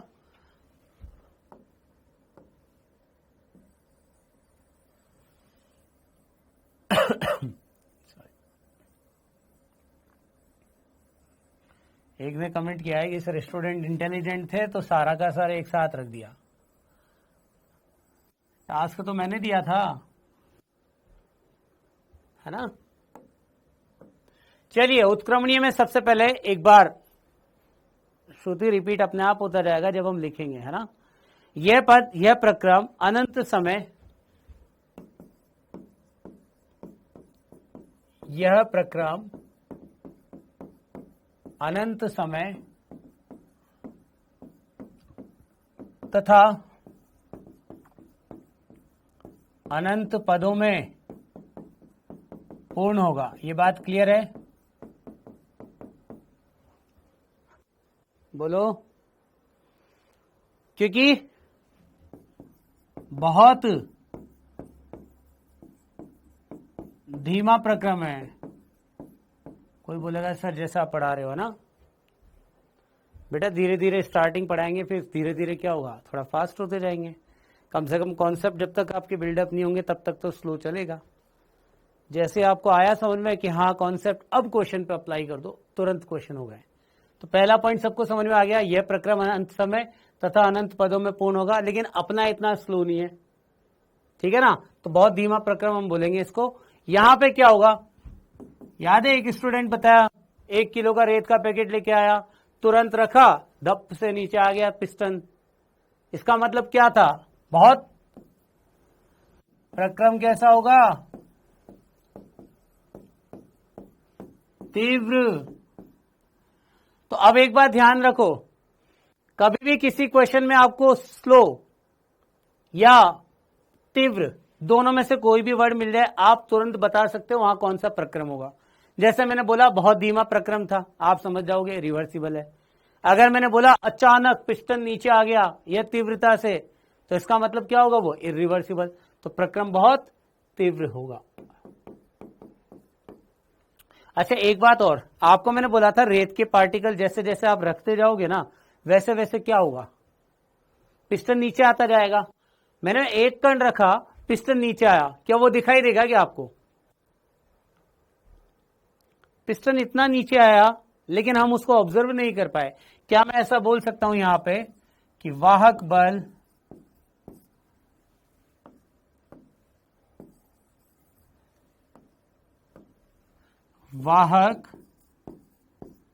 बल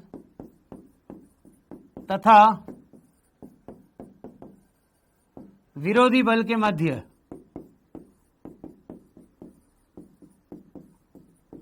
अंतर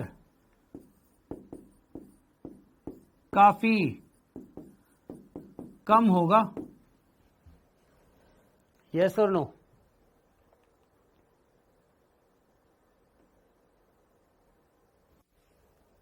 यानी कि जैसे आपको मैंने बोला P एक्सटर्नल, ये क्या है, विरोधी बल। P इंटरनल जो कि आंतरिक गैस की वजह से था, ये प्लस dP यानी कि अंतराल। तो P इंटरनल क्या होगा यहां पे, वाहक बल। तो आप मुझे बताओ इन दोनों का अंतराल क्या होगा, काफी कम, यानी कि dP का वैल्यू क्या हो जाएगा यहां पे, लगभग 0। इतना कम कि हम इसे 0 भी रख सकते हैं, 0 के बराबर काउंट कर सकते हैं। तो अब मुझे बताओ विरोधी बल किसके बराबर हुआ,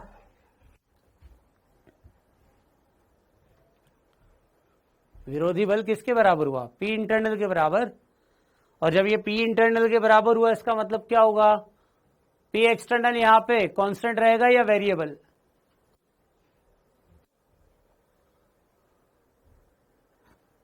शंभुनाथ बेटा आप कल की क्लास में नहीं थे शायद, है ना। विपिन सर कहाँ गए, इसका आंसर आपको बाकी लोग भी दे सकते हैं, क्योंकि बहुत कॉमन क्वेश्चन है, काफी लोगों ने सुना, काफी लोगों ने पूछा हुआ है।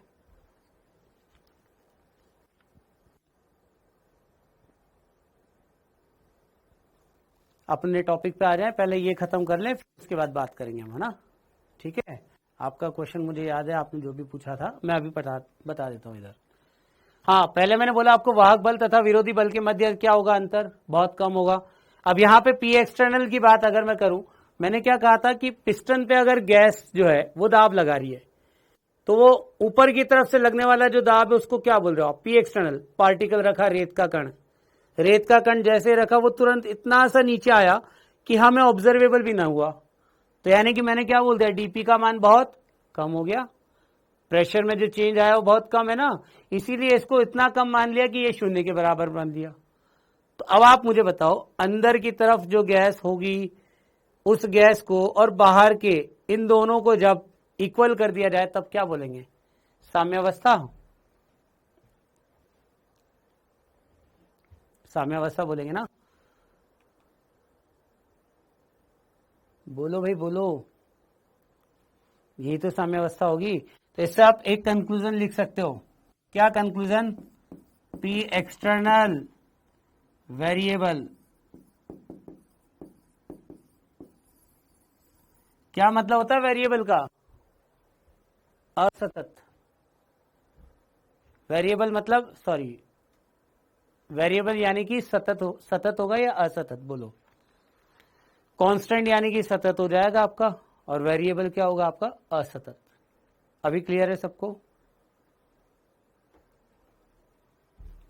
क्यों? कंटिन्यू है ना भाई, वेरिएबल चेंज होते रहेगी वैल्यू। आप पार्टिकल रखते जाओगे, पार्टिकल रखते जाओगे, जैसे जैसे पार्टिकल रखते जा रहे हो वैसे वैसे पी एक्सटर्नल क्या होता जा रहा है? चेंज होता जा रहा है। तो यहाँ पे पी एक्सटर्नल क्या होगा? बदलता रहेगा, परिवर्तनीय है। जबकि यहाँ पे पी एक्सटर्नल क्या होगा? बोलो भाई, पी एक्सटर्नल क्या होगा? कांस्टेंट यानी कि नियत। क्यों? क्योंकि इनिशियली आपके पास पीवी इक्वल टू एनआरटी था, जैसे ही पिस्टन पे आपने 1 किलो का पैकेट रखा, फिर से क्या हुआ? PV equal to NRT. तो प्रेशर में चेंज आया क्या कहीं पे? कुछ नहीं आया ना।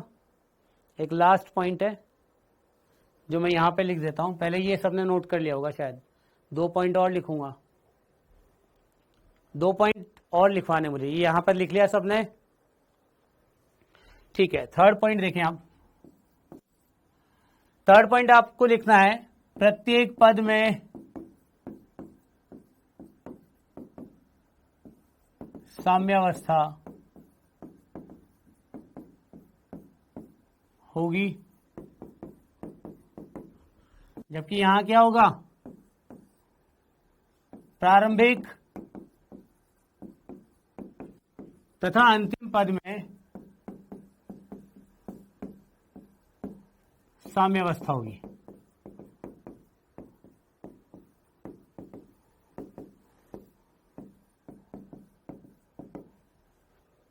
ठीक है, लिख लिया सबने? लास्ट पॉइंट लिखो इसमें आप, निकाय द्वारा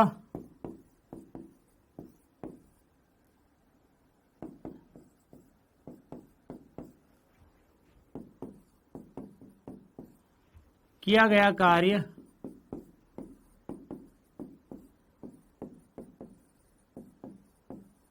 अधिकतम होगा। निकाय के द्वारा किया गया कार्य अधिकतम होगा, जबकि यहां पे क्या होगा? न्यूनतम कार्य होगा।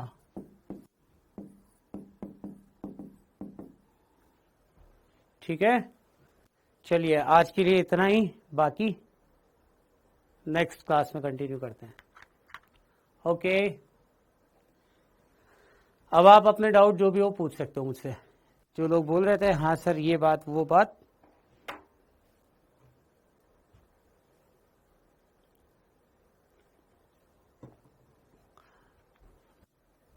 Thank you.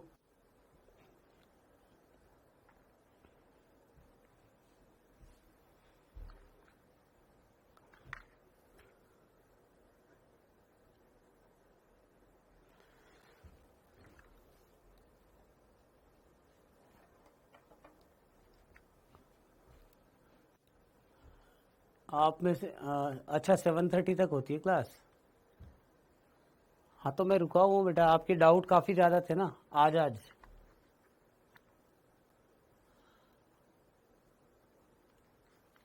समझ में आ रहा है ना? ठीक है, और कोई डाउट है आपको?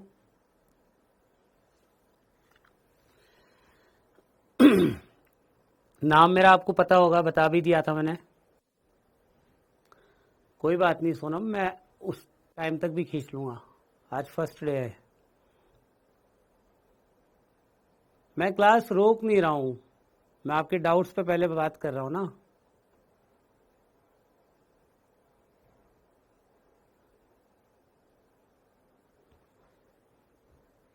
हाँ जी, किसी को कुछ पूछना है?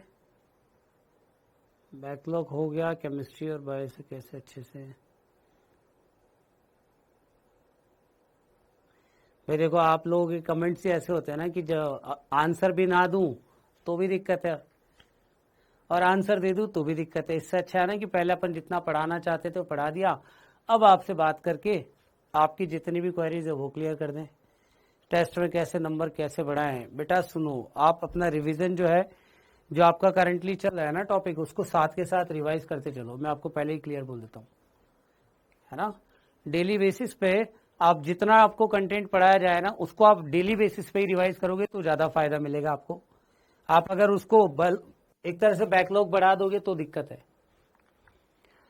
दूसरी एक और सबसे इंपॉर्टेंट बात जो आपको बहुत पहले करनी चाहिए थी, जितने भी टेस्ट आपके हो रहे हैं उन सब टेस्ट को आप हर टेस्ट के बाद में एक बार गो थ्रू कर लो। मतलब जिस पेपर को आप 3.25 घंटे में कर रहे हो, आप घर पे बैठ करके उसको 230 आवर्स में कंप्लीट करके देखो ना, हो पाता है या नहीं हो पाता। नहीं हो पाता है तो जो क्वेश्चंस में आपको दिक्कत है उन टॉपिक्स को लिखो, फिर से उनको पढ़ो, फिर से उस पर बेस्ड क्वेश्चन करो, है ना। क्लास कोटा से ही होती बेटा, समझ में आ गया। ओके, क्वेश्चंस भी मैं करवाऊंगा, डोंट वरी, थ्योरी भी प्रॉपरली आपको सारी लिखवा दूंगा। आज की ये दिक्कत थी बस, कल से बिल्कुल अलग तरीके से। कविता बोल नहीं सकते, ये उन्हीं पे डिपेंडेंट है ना, क्योंकि फैमिली इशू था सर का, विपिन सर का। जिन लोगों को विपिन सर के बारे में जिन लोगों को पूछना था मैं उनको बता देता हूँ, ठीक है। उनकी क्या है, फैमिली की कुछ दिक्कत थी, वाइफ जो है उनको हॉस्पिटलाइज करवाना था, तो उनको बाय डिफॉल्ट मतलब मजबूरी में ही वहां जाना पड़ा, वरना आपको अब पढ़ा ही रहे थे ना। फैमिली की भी तो प्रायोरिटी देखनी होगी ना, ये भी पर्सनल इशू है उनका। लेकिन आप लोगों की स्टडी अफेक्ट ना हो, ये हमारा इशू है, तो आपकी पढ़ाई भी डिस्टर्ब ना हो, ये भी देखना जरूरी है ना। यस बिल्कुल अक्षु।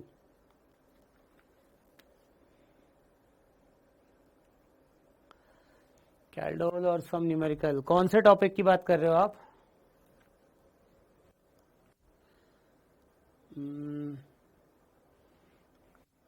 नंबर तो होगा शायद आपके पास।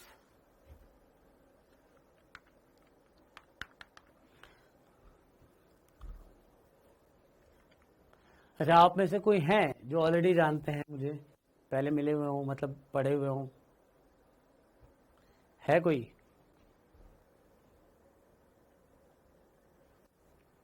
हाँ मयंक, डोंट वरी।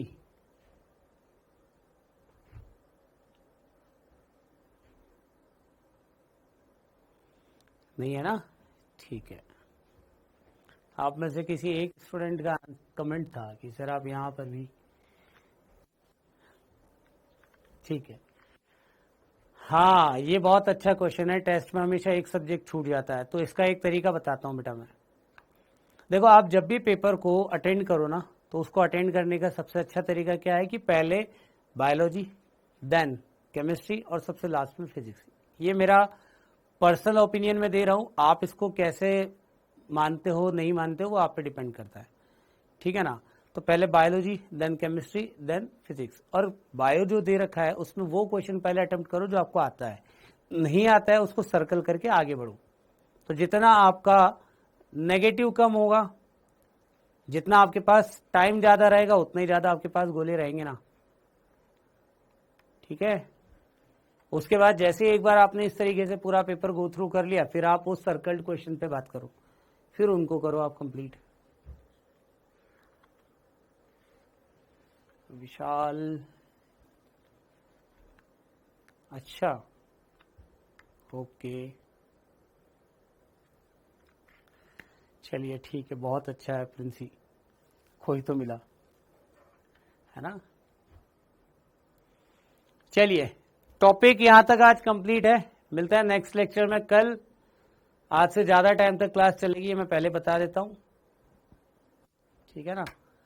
जेल्डोल एक बार मैं बात कर लूंगा विपिन सर से क्या बाकी रहा, ठीक है। चलिए, ओके, बाय बाय।